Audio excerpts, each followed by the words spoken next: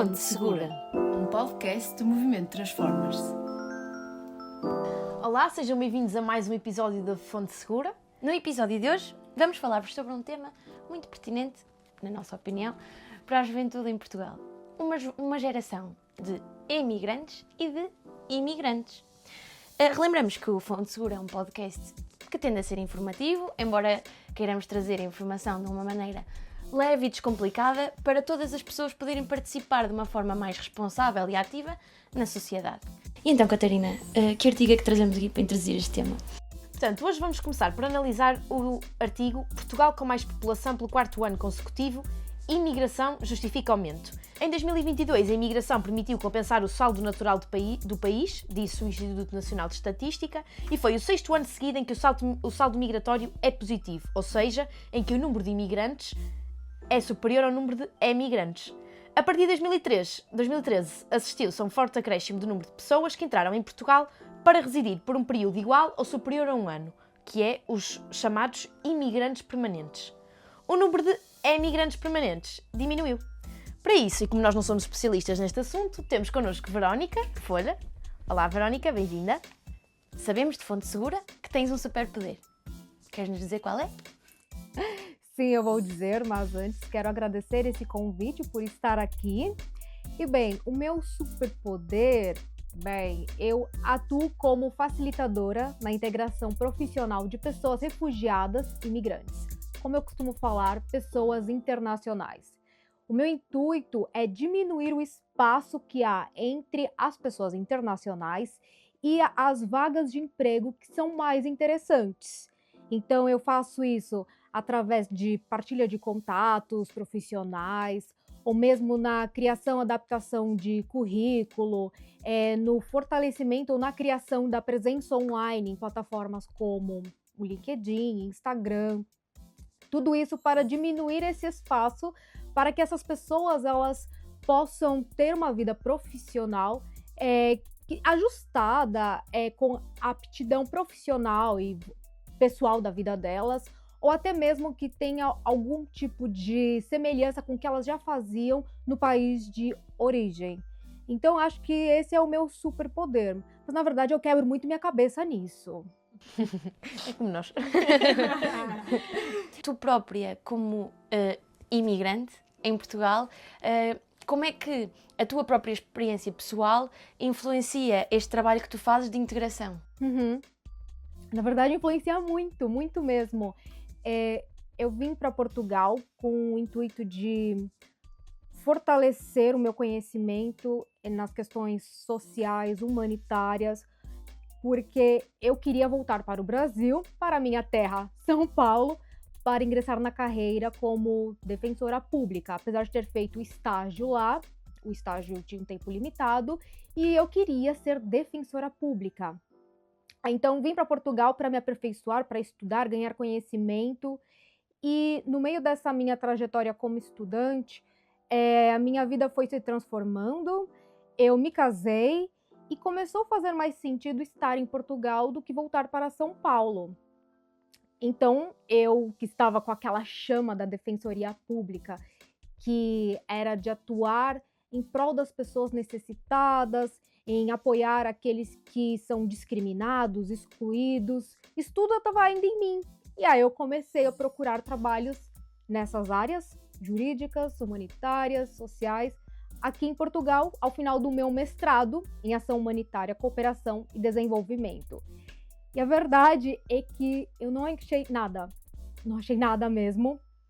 Foi muito frustrante, porque eu procurei, assim, tantas vagas, enviei mais de 100 currículos, muitas candidaturas, e para muitas delas eu não tive nem resposta. E aí eu comecei a ter uma crise do gênero, o que falta para mim? Porque enquanto eu estava em São Paulo, eu fiz direito em uma universidade lá muito boa na minha cidade, até a nível nacional, uma universidade muito boa. Eu fiz outras especializações, eu ainda fiz trabalhos voluntários, então quando eu chego aqui e tenho todas essas negativas, eu comecei a pensar, então quem é que está lá? O que eles têm? Quem são eles? Porque eu já fiz muita coisa. O que falta para eu poder fazer aquilo que tem a ver com a minha vida, com aquilo que eu idealizei, com a minha vocação pessoal e profissional. E no meio de toda essa crise e angústia, eu comecei a trabalhar com o meu marido, que trabalha com identidade visual, presença online, criação no digital. Isso aqui é até interessante, porque naquele momento eu não sabia que essas ferramentas iam ser tão úteis para mim hoje. Naquele momento eu só queria me ocupar e não endoidar. É verdade, eu não queria endoidar, porque eu estava parada sem fazer nada, com muitas dúvidas e muitas perguntas, e comecei a trabalhar com ele. Algum tempo depois, nós trabalhávamos de casa, e antes mesmo da pandemia, eu comecei a ter um desejo de ir para um local para trabalhar fora de casa. Eu queria ter colegas, e eu comecei novamente a buscar por emprego, e me candidatei para uma vaga que ela não tinha nada a ver com o que eu imaginei fazer na minha vida, mas que exigia inglês e francês fluentes. Então eu fui aceita e me tornei assistente financeira no departamento financeiro de uma empresa francesa. E assim, é curioso e engraçado, porque eu nunca imaginei fazer isso, trabalhar com finanças e dinheiro e Excel. Eu tinha medo de Excel, não abria Excel, nada. E mesmo isso, e eu falei, ok, se eu fui aceita, é um trabalho, é algo que tem um certo valor, porque era um escritório, uma empresa francesa bem conhecida na área automotiva. Eu me recordo até que os meus pais me falavam assim, esse trabalho é difícil até para os portugueses. Então, como você é brasileira, se contenta, fica feliz. E eu ficava, tá. Passei lá 3 anos, e depois de 3 anos, aquela chaminha da Defensoria Pública, que era atuar em prol de pessoas necessitadas, excluídas e minorias, continuava lá. Então, me demiti. Falei, olha, gente, muito obrigada por tudo. Me demiti desse trabalho e voltei para a busca ativa de emprego nas áreas sociais, humanitárias, jurídicas. Só que nesse momento eu já tinha uma percepção que eu tinha ganhado enquanto eu estava fazendo o trabalho com o meu marido, que era a presença online. Eu tive essa consciência que era necessário que as pessoas vissem as minhas habilidades e as minhas ferramentas pessoais, interpessoais e técnicas. E aí eu criei um Instagram. Então eu comecei a criar conteúdos sobre imigrações, deslocações forçadas, refúgio. E nessa jornada de Instagram, fui convidada para ser embaixadora do projeto ENPEN, que é esse projeto que apoia mulheres internacionais aqui em Portugal. E nesse momento eu senti o que eu chamo hoje de uma autoestima profissional, porque eu falei, agora eu estou vivendo aquilo que eu sempre quis. Então, hoje apoiar outras pessoas refugiadas e imigrantes, pessoas internacionais, principalmente mulheres, na integração profissional delas aqui em Portugal, vem muito dessa minha história, dessa minha trajetória, e de poder facilitar esse processo, de poder de alguma forma, como eu falei, diminuir esse espaço, criando caminhos, criando oportunidades e pontes entre as pessoas internacionais e os empregos que têm a ver com a vocação delas. Ok, e se calhar leva-nos aqui a uma ponto que nós gostávamos de que até tu nos explicasses ou até nos desses alguns dos teus inputs, visto que já tens alguma experiência, que é a população brasileira, neste caso, está a crescer no nosso território, principalmente nos jovens, porque vêm em busca de outro tipo de oportunidades e de estimulação. Como é que tu achas que as organizações de juventude, ou mesmo as empresas que estão a tentar incluir jovens nos seus núcleos de trabalho, como é que tu achas, ou como é que nós podemos trabalhar de forma a tornar-nos mais inclusivas nesse sentido, e quais é que tu achas que são os principais desafios que ainda sentes aqui? Bem, eu posso começar a dizer aqui que os portugueses, vocês, os nacionais, vocês que têm o superpoder, não sou eu, vocês que têm, porque para um português, vocês sabem exatamente como ninguém mais no mundo o que é viver em Portugal. Isso é muito interessante, porque vocês sabem qual é todo o modus operandi português. Com quem se fala, quem é aquela pessoa, ali não vale a pena, olha, mas vai por ali que ali vai dar certo, vai dar bom, como nós falamos no Brasil. Então, para nós que estamos chegando em uma nova comunidade, há uma imensidão de informações, de conhecimentos, de normas sociais que nós temos que integrar, que nós temos que assimilar, que nós temos que começar a encontrar na nossa mente lugares para elas irem entrando, para fazerem sentido na nossa vida aqui. Então, diante disso, eu posso dizer que nós acabamos, né? Nós, eu falo até como migrante, mas como brasileiro, entendendo muito da vida portuguesa através da visão dos portugueses. E eu acho que isso é tão valioso. Talvez até para uma pessoa que esteja me ouvindo pense, mas eu ainda moro na casa dos meus pais, Verô. Mas eu ainda tenho muita coisa para viver. Mas a sua orientação e a forma que você entende da vida portuguesa é muito valiosa para nós. Eu falo, até hoje eu tô há quase 8 anos e ainda há situações que eu preciso, olha, o que significa isso? E tal cena? Então, nesse sentido, eu acho que aqui passa por dar essa orientação cultural e social, de mostrar os símbolos e os códigos portugueses para essas pessoas migrantes, refugiadas, pessoas internacionais que estão chegando. Por exemplo, eu diria, qual é a importância do 25 de abril? Porque o Porto é a invicta, ou mesmo porque os portuenses são os tripeiros. Qual é a piada atrás do Buenos Dias Matozinhos? Mesmo essas são coisas que para nós estamos chegando e assimilando, até porque lá em Matozinhos tem até um Motor. E para os portugueses tudo, olha, são informações assim, toda a gente já sabe, são coisas até um pouco inconscientes, mas para nós é tudo novo, então acho que passa primeiro de dar essa orientação social e cultural. Um segundo passo que eu também aconselho é de dar o apoio profissional, aqui desde adaptação, correção, criação até de currículo, de alguém que você, pode ser o utente que você tem lidado ali na organização que você trabalha, ou um colega, amigo seu brasileiro, de você ajudar ele com essas questões de currículo, até porque, na minha experiência, eu escuto histórias de pessoas que falam, Verô, mas lá no meu país, eu tenho um currículo de 2 páginas, é excelente, porque mostra que eu já fiz muito na minha vida, que eu tenho um baita repertório, só que aqui em Portugal, é uma página, é pão, queijo. Você tem que ser sucinto. Então, essas são questões que também é importante poder aconselhar e orientar para as pessoas migrantes. Até também a questão de partilha de contatos profissionais, de nós ajudarmos essas pessoas que estão chegando com a nossa influência. Já conhecemos tantas pessoas, às vezes nós temos um primo que tem uma empresa, alguém que abriu agora e olha, passa um contato de uma pessoa venezuelana, de um chileno, de um marroquino, do brasileiro. Acho que isso é muito importante.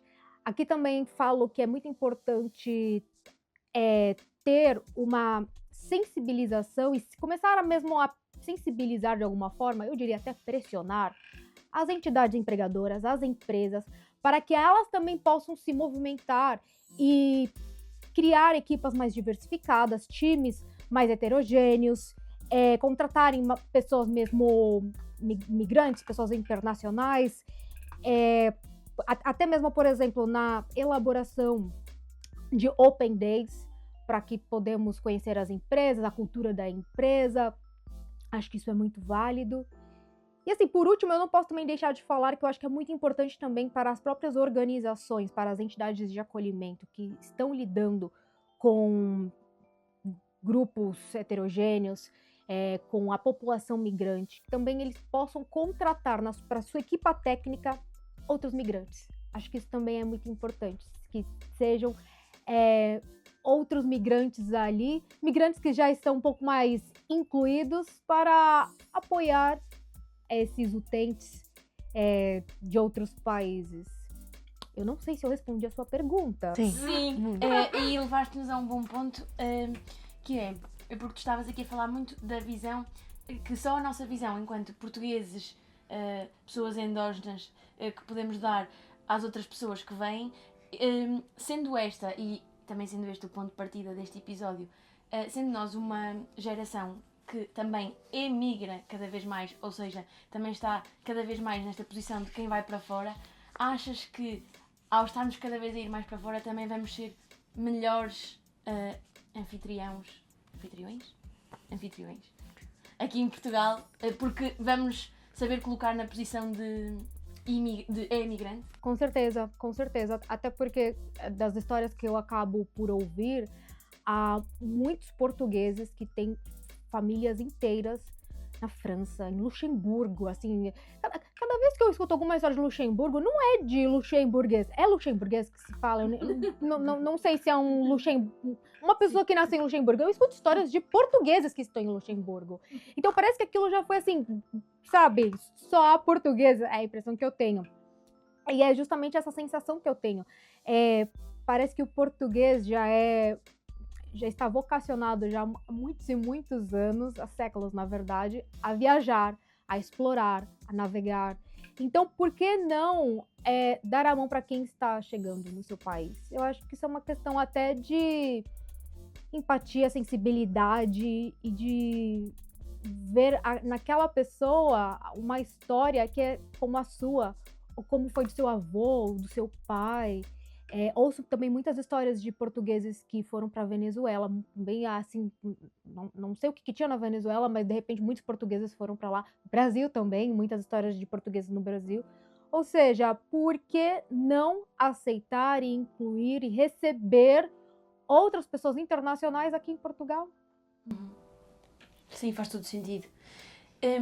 Por último, e porque também já nos deste aqui um bom contexto, quais é que tu achas que, assim, perspectivas de futuro, quais é que achas que são as mudanças necessárias para garantir uma maior e maior integração eficaz, porque não basta integrar em qualquer vaga, por exemplo, uma integração mais eficaz, que também apoie esta juventude heterogénea, no fundo, que se está a construir neste contexto em constante mutação?